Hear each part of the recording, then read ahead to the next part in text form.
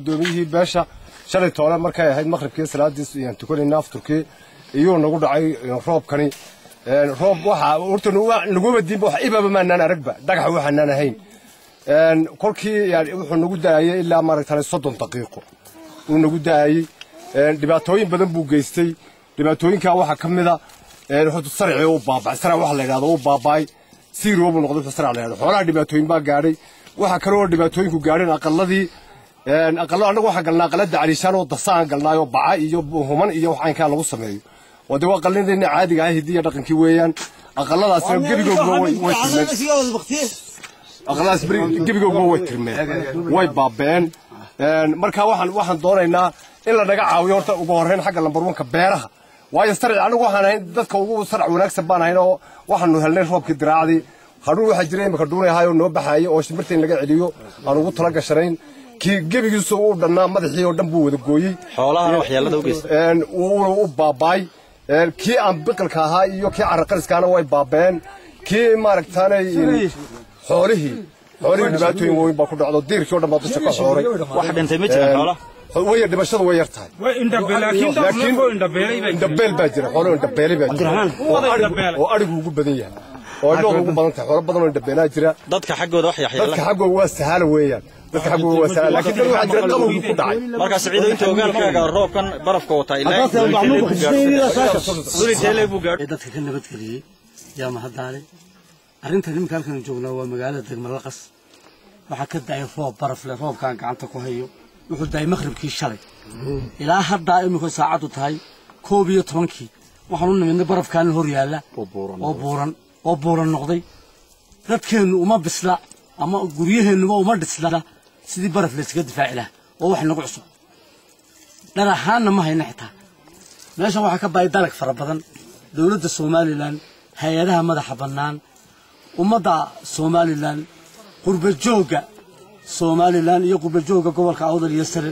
waxaan ka codsanaynaa in la soo gaaro dadka macaawino ay ugu horeyso beeraha ay baxay oo ka ba'ay dhul go'ay baa jira wallaba dad xoolihii oo ka indhabeelay dhagaxyaalihii markuu yimid ayaa jira guriyihii oo jira meesha waxaan ugu tirnay xaalad fara badan oo maartay aad culus barafkuna waxaad ku arkaysaa indhihiina waa intii aan ka soo yar qaadnay oo soo dhignay iyo intaan gacanta ku haynaba dawladda waxaan aad ugu soo celinayaa waliba halkaas waxa u baahan tahay gurmad weyn bay tahay waxaan kaloo sheegayaa baamushtarka reer Boorama ee gobolka Awdal ee Boorama waliba jooga waxay bixiyaan xaqulle waa bishii barakeysnada Ramadaanka halkan ay ku baxdaan maanta dadkan dib badan baa gaadhay xagan loo soo duwan leh hala la yimaado warbixino iyo waxay gaarsiiyeen oo dhanba dib baan soo sheegnaa assalaamu calaykum wa rahmatullahi wa barakatuh horta eeriyaduna Ibrahim waa intaad sheegtan soo maaha halka intan way naga filan tahay eeriyadina waad sheegtay way naga filan tahay caruurka waa meesha magaceeda la yiraahdo Degmalaqas duufaanta dhagaxyaalaha ka dhacay roobka barafka ka dhacay imika halka wadaxdii gobolka xildhibaanadii iyo dadweynihii halkan iyo ciidankii waxana gacanta ku haynaa arkaysan waa astaan kamida barafkaas laakiin waa kumaankum area ballaaranna barafkaasi uu ka dhacay runaantii khasaarooyinka alla ilaah mahada ka gaadhay dhimasho ma dhicin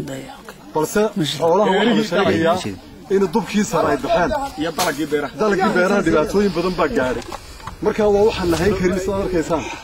marka waxaan guud ahaanba xukuumadda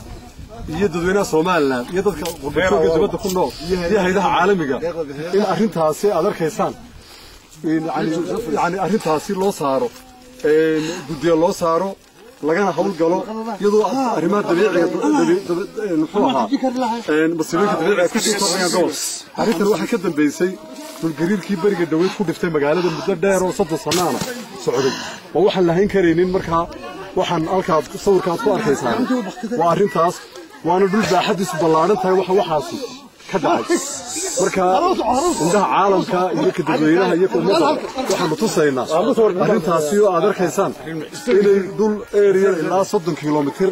aan ka yeereyn inuu wax istaagay halkan taagano waa oo jirta kamida barafka meelaha ku aragnay uu kamid yahay kan waxa la sheegayaa inuu ku ugu sahlanaa yahay roobku muddo saacad u socday waxyaabo inta leeg baa ka dhacay marka dadku mar way yani muujisay ku noqotay argagax badan baa yaa galay iyagoo cabsidii hore gariirkana